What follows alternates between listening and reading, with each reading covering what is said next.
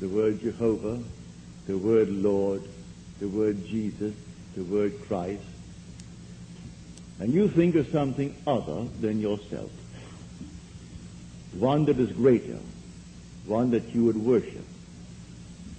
Tonight it is my purpose to show you that God and the I of man are one. When you say I am, that is the God of Scripture. Confined as you are, you think, how could it be? God created the universe and sustains it. And here I am, like a little worm, 70 years, and then I vanish.